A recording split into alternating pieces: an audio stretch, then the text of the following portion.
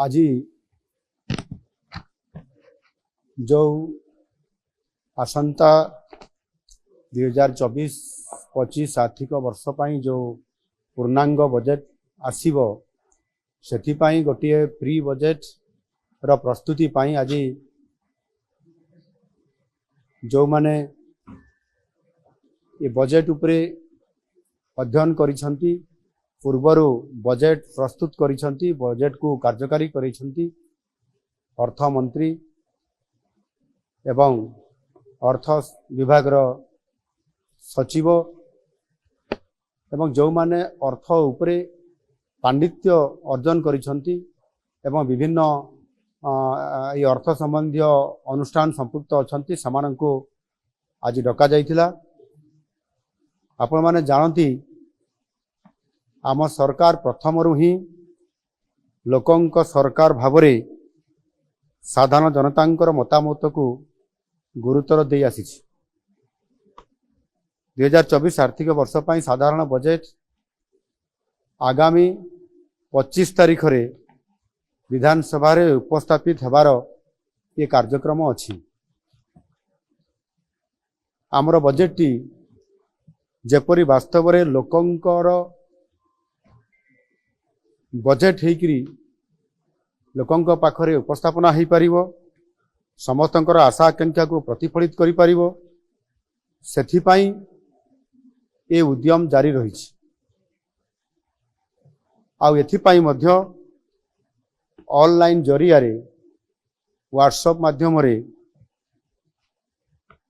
आमे मतामत लड़ीछु एवं अति सुखद खबर अछि जे ये मतामत एथर बहु आग्रह रे अनेक लोक इतरे शामिल होइचंती एवं पाखापाखि प्राय 12,000 रु अधिक लोक मतामत देइचंती ऑनलाइन जरिया रे जहा कि पूर्व वर्ष मानक तुलना रे ये 6 गुण अधिक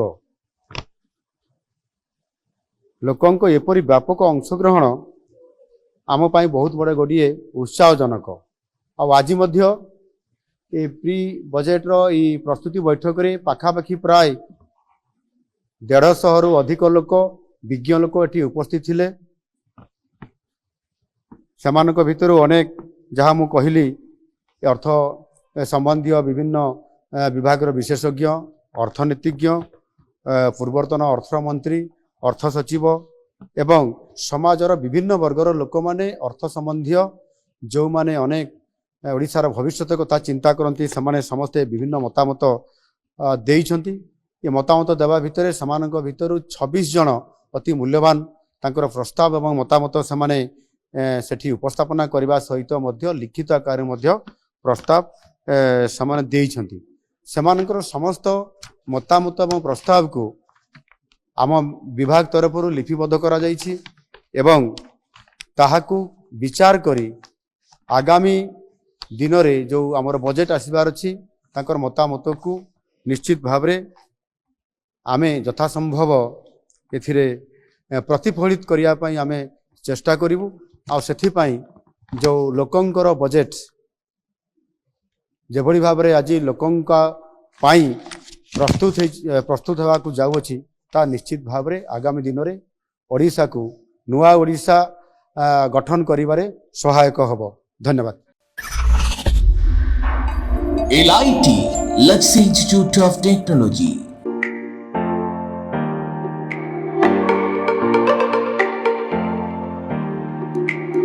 LIT provide a graduation course BCA, BSc Computer Science, BSc ITM and BSc Data Science in Bhubaneswar.